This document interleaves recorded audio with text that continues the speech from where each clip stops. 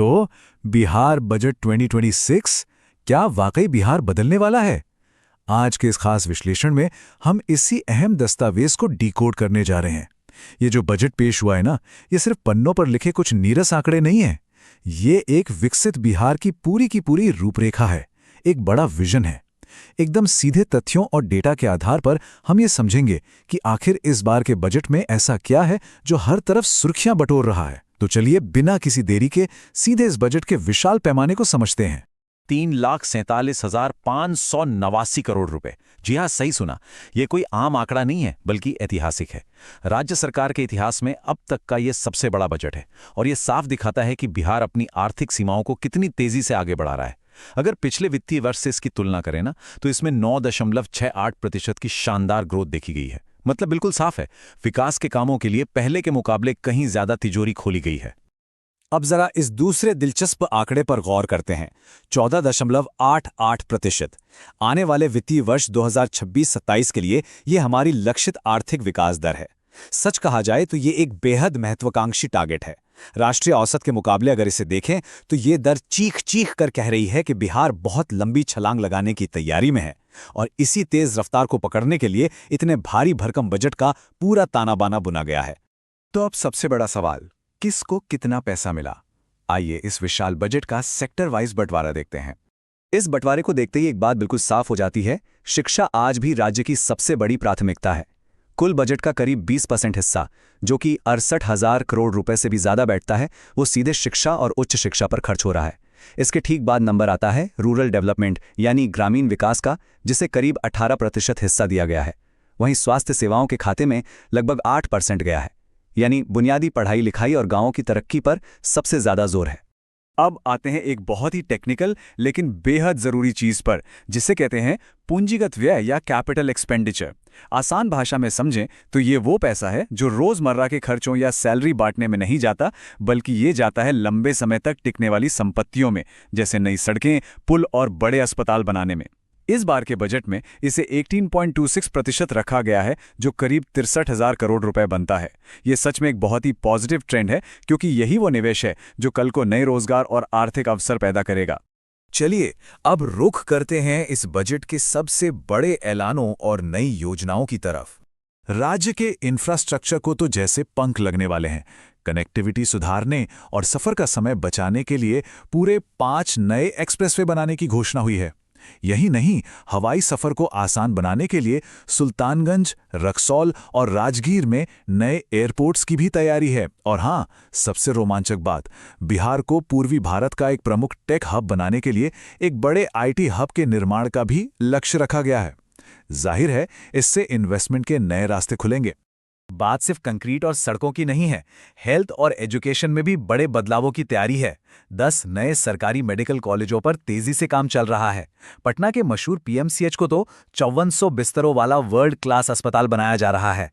इसके अलावा राज्य के 36 जिला अस्पतालों को सुपर स्पेशलिटी लेवल पर अपग्रेड किया जाएगा और हायर एजुकेशन को हर गांव कस्बे तक पहुंचाने के लिए हर ब्लॉक में एक डिग्री कॉलेज और एक मॉडल स्कूल खोलने का बड़ा वादा भी इस बजट में शामिल है। लेकिन इन सब मैक्रो इकोनॉमिक्स के बीच आम आदमी पर इसका क्या असर पड़ेगा? जमीनी हकीकत क्या है? आइए समझते हैं। डेमोग्राफिक इम्पैक्ट की बात करें तो दायरा काफी बड़ा है। किसानों से शुरू करते हैं। जननायक कर्पूरी ठाकुर किसान सम्मान निधि के तहत अब उन्हें मिलने वाली आर्थिक मदद बढ़ाकर सीधे 9,000 रुपए सालाना कर दी गई है। वहीं महिलाओं को फाइनेंशियली इंडिपेंडेंट बनाने के लिए हर परिवार में 1 लाख रुपए की उद्यम सहायता का प्रावधान है और युवाओं के लिए साल 2030 तक 1 करोड़ रोजगार पैदा करने का एक बेहद महत्वाकांक्षी टारगेट सेट किया गया है। जरा मुख्यमंत्री महिला रोजगार योजना को करीब से देखते हैं। यहां स्वरोजगार को बूस्ट करने के लिए एक शानदार पहल की गई है।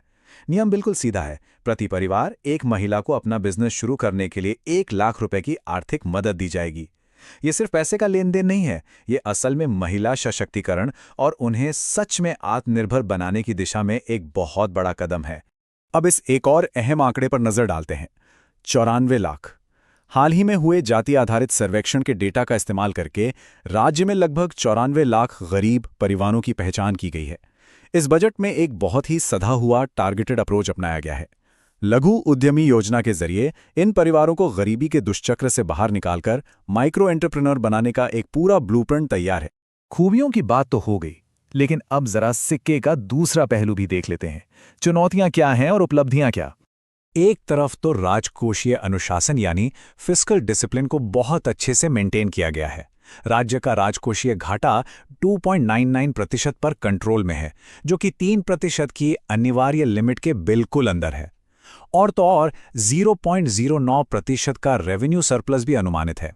ये तो हुई अच्छी बात, लेकिन एक बहुत बड़ी चुनौती भी मुंह बाय खड़ी है, रेवेन्यू डिपेंडेंसी।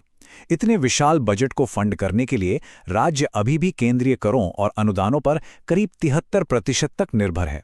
यह भारी निर्भरता यकीनन एक चिंता का विषय है। इस चार्ट को देखिए, चुनौती बिल्कुल साफ नजर आ जाएगी। राज्य की कुल आय का सबसे बड़ा हिस्सा करीब 45% तो सीधे केंद्रीय करों से आता है। राज्य का अपना टैक्स कलेक्शन सिर्फ 19% है। बाकी का 18% हिस्सा पब्लिक डेट यानी सार्वजनिक ऋण से आता है और 15% केंद्र के अनुदान से।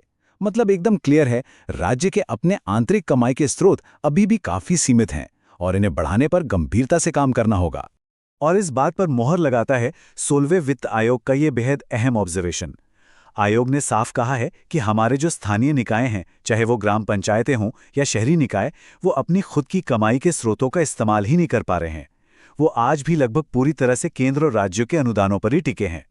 ये एक ऐसी ढांचागत चुनौती है जिस पर लॉन्ग टर्म में काम करना ही होगा, ताकि जमीनी स्तर पर अर्थव्यवस्था को अपने पैरों पर खड़ा किया जा सके।